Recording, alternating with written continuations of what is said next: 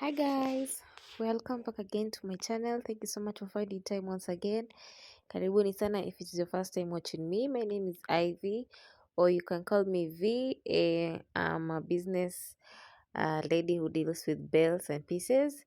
And if you've seen any label, if you've seen any bell that you like on this channel, please, my number is 0712 929633. Now, I'm going to talk about something as we continue to open this bell. So this is a bell of hoods. I quickly switched my mind to hoods when the weather changed. I know it has been raining. This is a bell that you can start with. As you notice, this is a Canadian bell. I sell it at 16,000. Approximation of pieces. I think this one I got how many did she say? It was around 78 pieces, yeah. But I usually give you an approximation of 70 to 80 pieces because bells can never be the same in terms of pieces because the packaging always differs in each bell. This is grade 1. So one hood I was selling at 500, last price 450. And yeah, it did well because the weather quickly changed. And yeah, so sometimes I usually say you have to be flexible. For example, for me, I had planned to open I think I had planned to open dresses. I switched to the hoods. So it was quite a move to make, and I don't regret opening the hoods. So I usually say the difference between a Canadian and a Chinese bell, it's because of the sizes. We have an issue with Chinese because of the length of the hands and the height from like the shoulders to the waist. That is the only issue. But in terms of quality, they also have the best. But you cannot compare with Canada because of the sizes. So now that you've known the price, and maybe if you want to open this bell, you'll now understand where to start from. If you are around people who cannot buy hoods at around 500 shillings, don't take this bell. Go for the Chinese. We have grade 2, which is 10,000. We have grade 1, which goes for 12 and 14. So depends with you, sawa. So now let me say something. There's a comment I saw on my TikTok account. I know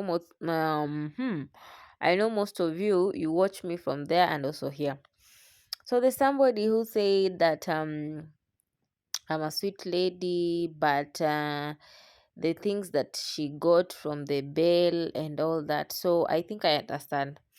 Now, before you send me your money, and you guys can testify, before someone sends me the cash, I usually take you through, especially if you are starting. I usually take you through and I say, please just know that I'm not the one who's packaging these bills, but from the experience and the labels that we've been dealing with and the feedbacks that we get, that is where we find at least the courage to tell you that this bell comes out like this.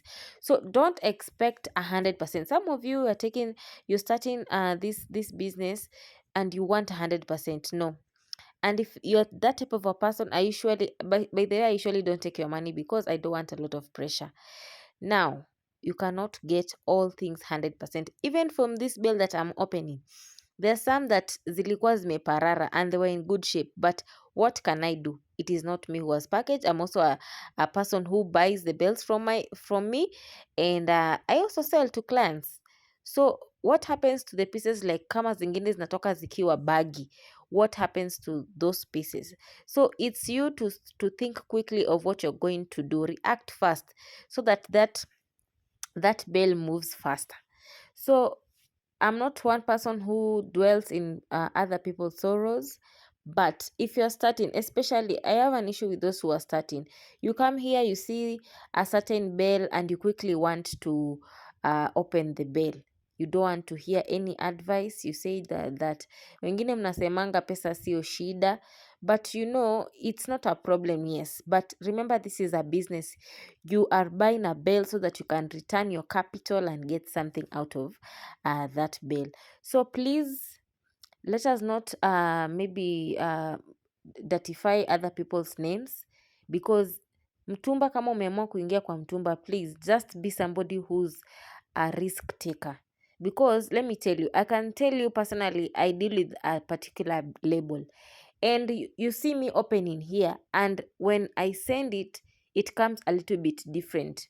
It can even be more prettier than mine, if for example the dresses, or it can be fair. So embrace yourself with every bell. In every situation, when you get that bell, what you do next, or how you react first, really matters how that bell is going to move. So beginners, if you have not summed up the courage to open bells, please go and select from the markets, so that you don't come and like blame the supplier. Personally, mi nitakwambia, I don't package, and that is what I usually say from the start. I don't package these bills, but just from the feedbacks and how we've opened, and that's why I usually say don't rely on one label. So siku ingine hata wewe ni challenge, niambie, this time don't send half dresses, send me perfect.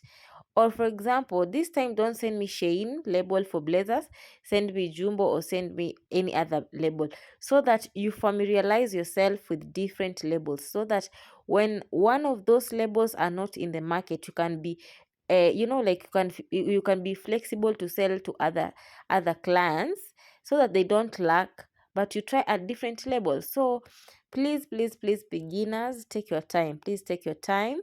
Take your time. I repeat, take your time to understand bills. Any supplier who's telling you is just 100%, I don't know. I don't know anywhere. I don't know where they're getting their bills anyway, but for me, I usually say it's grade 1. And if it is premium, even for those who have sold the towels, if it is premium, it is premium. If it is grade 1, it's grade 1. If it's grade 2, I'll tell you it's grade 2. I'll not give you a grade 2 and you've asked for grade 1. Even for me, hata siwezi have a clear conscience. And trust me, this is a brand I'm trying to build. So I'm really trying to avoid these mistakes, because I know my business is all over social media. So, when you see a comment like that, you're discouraging other people. Why don't you come to my message, or maybe my inbox, and say, I usually talk with most of you, and tunaongeanga to length. I even advise you what to do, because already you've opened that bill. There's no way I'm going to receive an opened bill. That's why I usually say, if you're not able to withstand the pressure of Mtumba, please go and select bills. But I usually advise some of you, kama unaona mzigo labda imetoka fair, jaribu tu kabisa you recover your capital. Ukisha recover capital, hata usihesabu mambo na kuchomeka na fair, at least you have recovered your capital. Now re-strategize, then you see another bill that you can take. Maybe you go for a cheaper bill kidogo, so that at least ikupatie nguvu kurudisha ile pesa yenye labda iliko kwa ile mzigo ingine fair nini you get. Hata mimi saa zingine there's some bills I usually open na hazinirudishi pesa, because unapata maybe pieces zenye zinakaa poa ni chache. So ukisha recover pesa ya mzigo, unashukuru Mungu. So please let us take our time. Beginners, let us take our time to understand how bills come out. When you understand how bills come out, now you'll get how to go about this Mtumba bills or Mtumba business. Anyway, I don't have any grudges upon anyone, but I just want like you guys to understand, just from a supplier perspective. If it was even you don't understand, you don't know what has been packaged inside there. Just from the labels you understand this is mixed dresses, but we're not able to tell you piece by piece what you expect, if it is torn, if it is okay, if it is camera, if it is what. But I usually say like at least inafai kurudishie pesa ka mzigo, but always be somebody who's ready to take risks in Mtumba. If you're not that person, you're not going to survive. So thank you so much. I'll see you in the next video. Bye.